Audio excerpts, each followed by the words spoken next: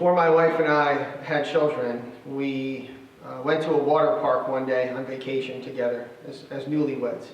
And we went to one of these places where it's a combination water park and thrill rides. So you can get soaking wet on one side, and then you can go over and get dried off on the roller coasters on the other. And we stumbled upon something that neither of us had ever done before. We had heard of it, but we had never tried it. And it was the wave pool.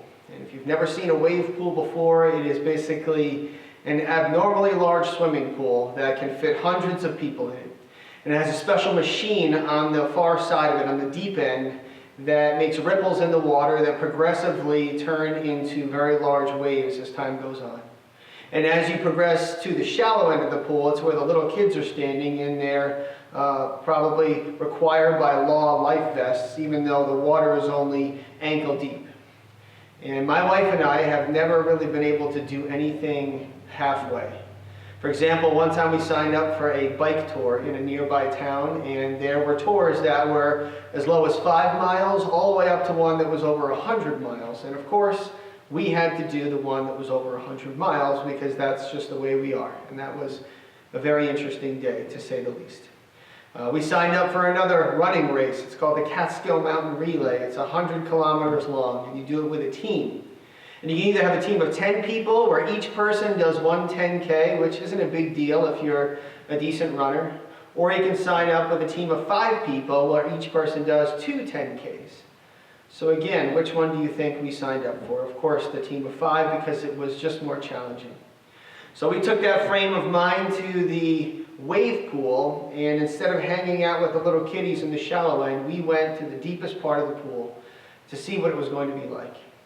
And after that buzzer went off to the machine was getting started to let you know that it was going to begin, we were floating up and down and having a great time, but then the waves got bigger. And one of the waves crashed over us, pushed us under the water, and when we tried to put our head up above the water again to catch our breath, another wave came crashing on top of us. And we're experiencing this over and over again as we're trying to get enough oxygen before the next wave comes crashing over. And thankfully, we were able to finally get to the side before we drowned, but it was a pretty scary experience. And if it was just one wave, probably wouldn't have been a big deal. We would have been able to recover from that, but it was each wave hitting one right after the next and not being able to recover from the previous one that was making it such a horrible experience and dangerous as well. And many of us over the past 2 months, the past 8 weeks or so, have experienced something similar to what my wife and I experienced in that wave pool. That we feel like we have been hit by one thing after another. 8 weeks ago, we spent time together, worshiping together. We were hugging and shaking hands and being close to one another, and then in an instant, things changed. And for some of us, we enjoyed the time of isolation for a while. We were able to disconnect and be able to spend some time alone, and it was healthy for us. But for many of us now, we're getting to the point where our social isolation is deeply hurting us, and it has impacted us greatly. And then the next wave has come crashing over us. Because in the past 2 months or so, we have experienced tremendous loss. Where mothers and fathers, brothers and sisters, friends and colleagues have passed away. And many of us are experiencing the pain of emotional loss. And we can't even be together to comfort one another face to face like we normally would. And then the next wave came crashing in. For many people, they've lost their jobs. They were told to stay home and waiting for things to reopen again. And the bills haven't stopped coming in, but the income definitely has. And this stress of a financial crisis and the struggle that's associated with that has leaked its way into our relationships with other people and our marriages and with our family members. And people are hurting. And the issue isn't that we have been able to deal with one of these one at a time, slowly. The issue is like being in the end of that wave, deep end of that wave pool. We have experienced wave after wave without being able to recover from the one that hit us. We feel like we've been blasted over and over again. And today, as we look at the passage that we'll be looking at this morning, we're going to see that there were individuals that were facing something similar. That they were receiving several pieces of bad news, one right after the next. And before they were able to recover and process the one, they were hit by the next one. And it was just one right after the other. And to get some context for our passage from John chapter 14, verses 1 through 6, it's important for us to see what happens first in John chapter 13.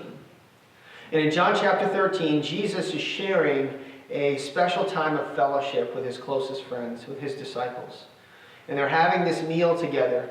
And their minds have just been blown because Jesus has just taken on the position of the lowest of the low servant. And he has gone around and washed the feet of all of his disciples. I mean, there were servants, and then there were servants who washed people's feet. That was one of the lowest positions you could have in that culture. And Jesus took that on to show them the level of servanthood that he had and how they were supposed to treat one another. In addition to what was going on and them trying to process that, Jesus then tells the entire group of men that one of them is going to betray him.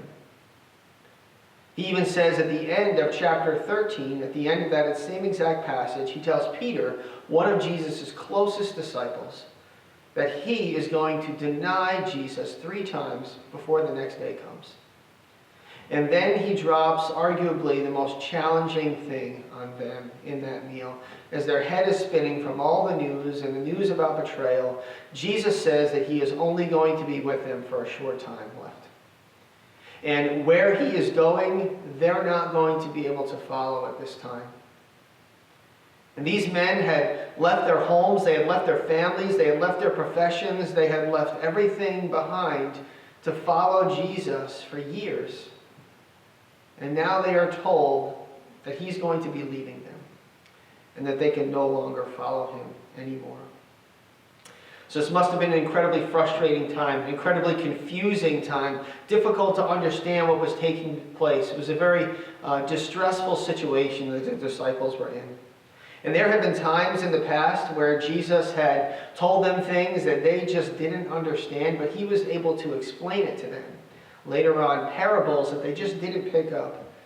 But then he was able to explain it again. But the news that he was going to be leaving them and that they couldn't follow must have been extremely distressing. And now we turn our attention to John chapter 14, verses 1 through 6, that as the disciples feel like they're just getting hit with wave after wave, Jesus shares something to try to calm their fears. It's something that is meant to diffuse the situation and explain what is going to take place the best that he could. And I want to let you know that there's too much information for us to share on one message today. So this is going to carry over into next week as well. So I would highly encourage you to come and to watch next week as well as we look at the second half of this series of verses, specifically the second half of John chapter 14, verse 6. But I'd like to read again John 14, 1 through 6 for you now. Jesus says, "Do not let your hearts be troubled. You believe in God, believe also in me. My Father's house has many rooms. If that were not so, would I have told you that I am going to prepare a place for you?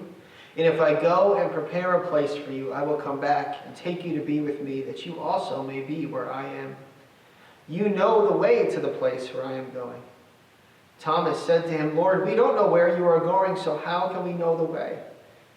Jesus answered, "I am the way, and the truth, and the life. No one comes to the Father except through me."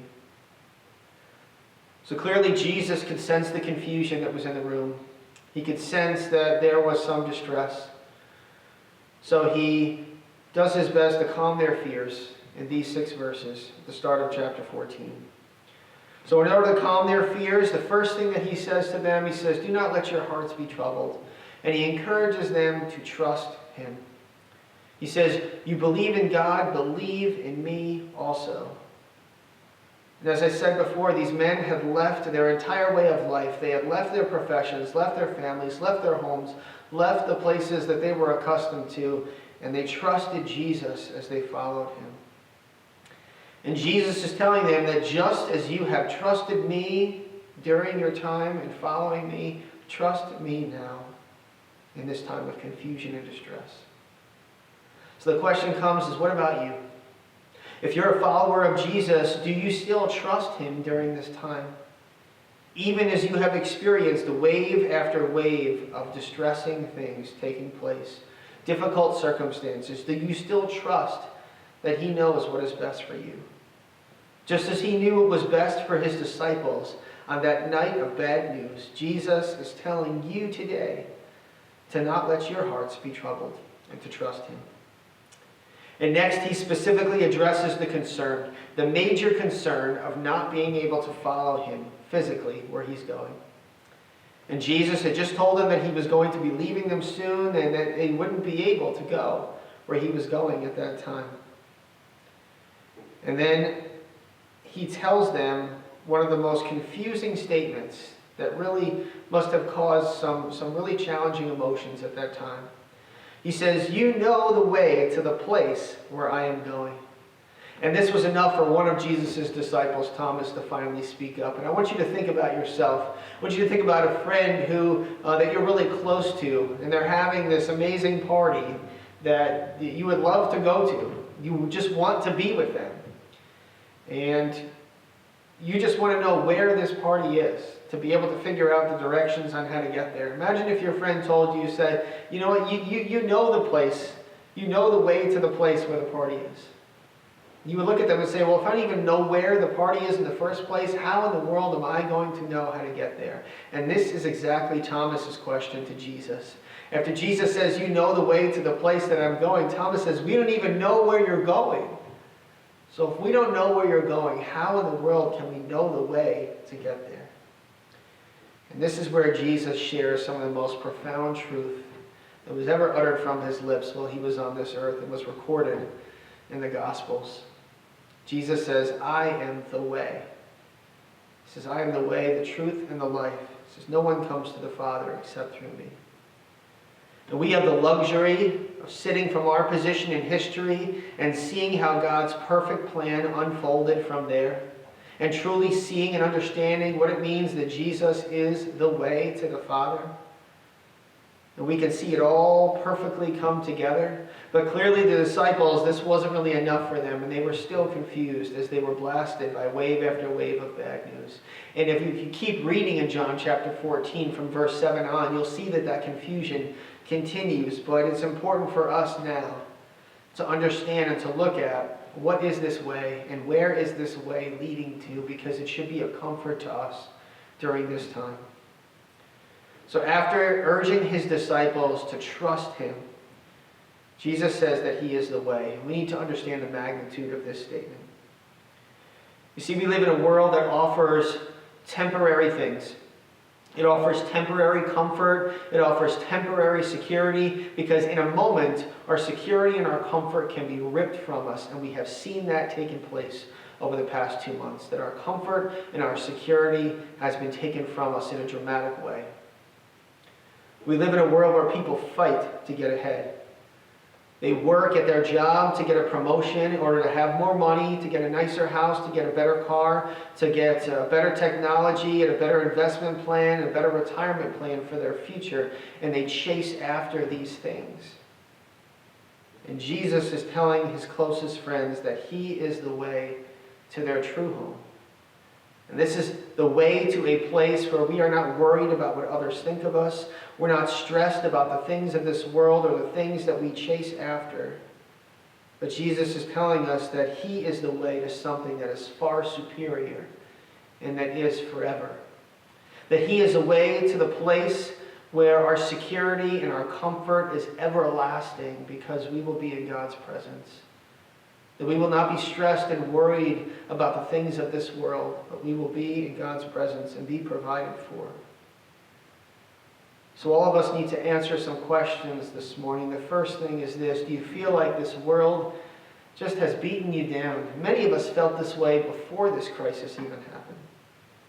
Do you feel like there has just been crushing wave after wave that is just becoming more and more difficult to handle? Did you ever think that maybe there has to be something more than just a run around and chasing after these temporary comforts and pleasures that we have in this world? And the good news for us today is that the first part of John chapter 14 tells us that there is something more. There is something more amazing than we could ever comprehend. And coupled with that fantastic news is the fact that we know the way to this place. Because Jesus said, I am the way, and that no one comes to the Father except through him. And some hear that statement, I am the way, and they say that's too exclusive. And they miss the point that that statement is all inclusive. That everyone is invited to come and put their trust in Jesus. That no one is rejected. That everyone is invited to come to him through that way. That just as the disciples were encouraged to trust in him, we are encouraged today as well. So each of us has an opportunity today to view our circumstances a little differently. That we can continue to be beaten down by the stress of this world and the pressure that we have faced before this situation has taken place and the past 2 months. And we can place our trust in the one who is the way to the Father, and that is Jesus. And the past 2 months have been a rude awakening for many people who have placed their trust in themselves. That they have sought to provide for themselves and make a way for themselves, but wave after wave has caused that to come crashing down in dramatic fashion.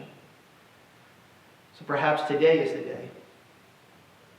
If you call yourself a follower of Jesus, today is the day for you to be reminded that you believe in God, but you need to trust in Jesus also.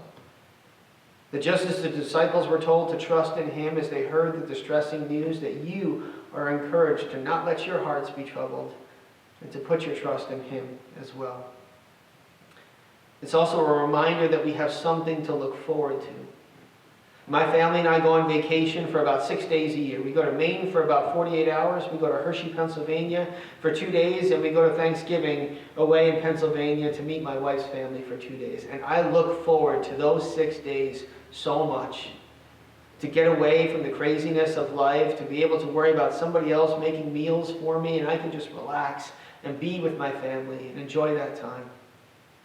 And if I can look forward to those 6 vacation days that much, how much more do I have to look forward to the place that Jesus is preparing for those who trust and believe in him? But if you're watching this and you're not a follower of Jesus, I want you to take some time and think about what are the places where you have put your trust.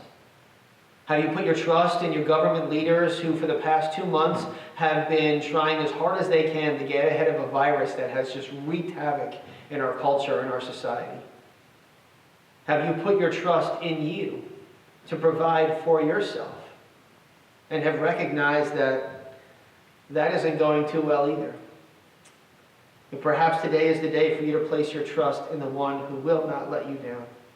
No matter how bad things get, he is the one who is preparing a place for those who believe in him. So I want to encourage you to keep reading and to keep seeking him and to keep thinking about where your trust is. My hope is that you will put your trust in the one who is securing that place for you, for those who trust in him. Let's pray together. Lord, we thank you so much that you sent your son Jesus. Lord, we thank you that he is the way to that place that he is preparing for us, one that is far superior to anything that we can experience here, where comfort and security are ever present, that we will have everything that we ever need.